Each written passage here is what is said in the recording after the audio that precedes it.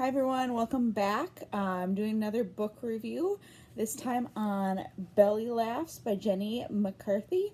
I don't know if you can tell because I actually am pregnant now, so I've been reading more pregnancy books. We got this one just because it's supposed to be more of a funny take on everything and a little bit less serious. So one thing I really liked is it was a very quick read. I read it in an afternoon. I don't know if it was about an hour and a half or 2 hours or something, but it didn't take very long. There were a lot of good things, and some things I didn't care for quite as much. So it is only, 165 pages, and then it's also a pretty easy, well spaced out and stuff. So it does make it really easy to read, which is great, especially if you're pregnant, because I feel like my attention span isn't super long, and I don't want to squint to read, because I feel like my vision has gotten a little bit worse since I've been pregnant too, and I've heard that from other people too. So that's kind of one of the benefits of the book. It is very hyperbolic, strong hyperbole, just exaggerated in a lot of things. But I did like, I don't remember how she said it, but the crazy lady comes out, kind of where she's just talking about it's really easy for your emotions to get control of you, and you just start crying uncontrollably, and kind of funny scenarios like that. What I didn't like is in that same part that she's talking about that, she's talking about how her husband would egg her on until she was crying even harder. And I feel like that's kind of sad to think about, because that's the last thing I would want my husband to do or a partner to do when you're struggling anyway. But there's a lot of things that, she makes fun of kind of, and it is very real, the different symptoms and stuff. I won't go into details because I'm sure if you're pregnant, you know what I'm talking about for different symptoms and stuff. But the one thing I really, really didn't like is throughout the whole book, there was a common theme of a very unsupportive partner. Now, not all of us are lucky enough to have a supportive partner, but I would like to think if you do have a partner, they're not going to try to make your life more miserable.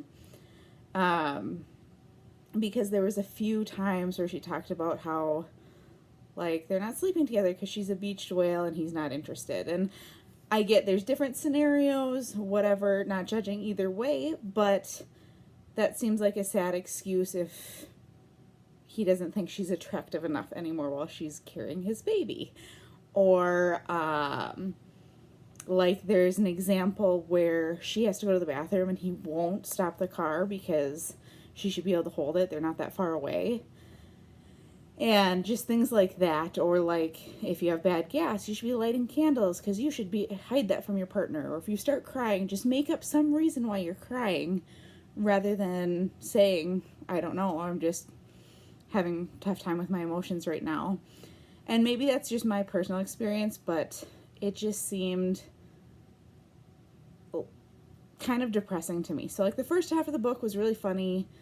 By the time I finished it, I was actually feeling really bad for her, and I actually brought down my mood, because I'm like, wow, that would really stink to have a pregnancy with someone who's so unsupportive. That being said, it is still a good read. Like I said, very short.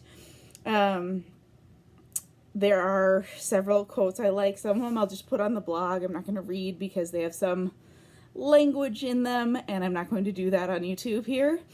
But she is talking about in the grocery store, in your first trimester, you're super sick, and she says, it's hard having symptoms like these in public when you don't look pregnant. If I were 9 months along, they would look at me like, oh, look, poor little pregnant lady doesn't feel so good. Instead, they look at me as if to say, don't bulimics puke after they eat? So I thought that one was kind of funny, because it is very true that when you don't look pregnant, people just think you're being dramatic or sick, or I don't know, whatever. And then there's another point where she said she didn't realize like hot tubs or hot baths were bad.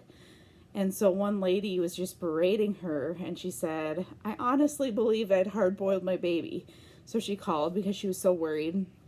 And things like that. I feel like that was kind of funny because there are a lot of things like that that pop up that you just don't really know. But then she also gets into more derogatory about how kind of ugly you get when you're pregnant. And I'm not saying, yay, we look so awesome, but I don't think that's something to focus on when you're pregnant. One of the quotes is, if you are unfortunate enough to get pregnant head, I advise that you just put a paper bag over your head until you deliver, or stay indoors where no one will have to see you.